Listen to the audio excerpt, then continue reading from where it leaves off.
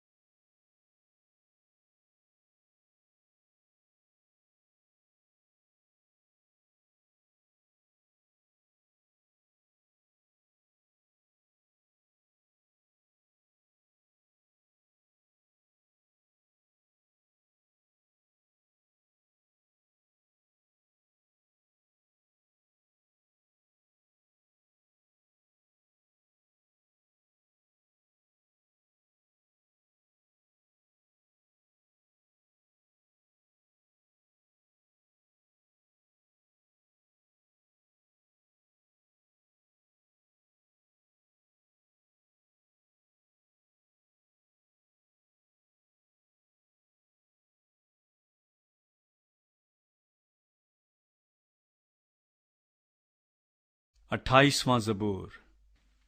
مدد کے لیے التجا۔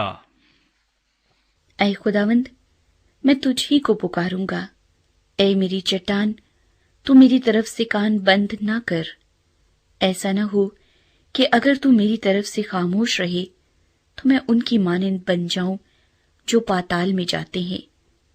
جب میں تجھ سے فریاد کروں اور اپنے ہاتھ تیری مقدس ہیکل کی طرف اٹھاؤں تو میری منت کی آواز کو سن لے۔ مجھے ان شریروں اور بد کرداروں کے ساتھ گھسیٹ نہ لے جا جو اپنے ہمسایوں سے صلح کی باتیں کرتے ہیں، مگر ان کے دلوں میں بدی ہے۔ ان کے افعال و اعمال کی برائی کے موافق ان کو بدلہ دے، ان کے ہاتھوں کے کاموں کے مطابق ان سے سلوک کر، ان کے کیے کا عوض ان کو دے۔ وہ خداوند کے کاموں اور اس کی دستکاری پر دھیان نہیں کرتے، اس لیے وہ ان کو گرا دے گا اور پھر نہیں اٹھائے گا۔ خداوند مبارک ہو، اس لیے کہ اس نے میری منت کی آواز سن لی۔ خداوند میری قوت اور میری سپر ہے، میرے دل نے اس پر توکل کیا ہے اور مجھے مدد ملی ہے، اسی لیے میرا دل نہایت شادمان ہے اور میں گیت گا کر اس کی ستائش کروں گا۔ خداوند ان کی قوت ہے، وہ اپنے ممسوح کے لیے نجات کا کلہ ہے۔ اپنی امت کو بچا اور اپنی میراث کو برکت دے، ان کی پاسبانی کر اور ان کو ہمیشہ تک سنبھالے رہے۔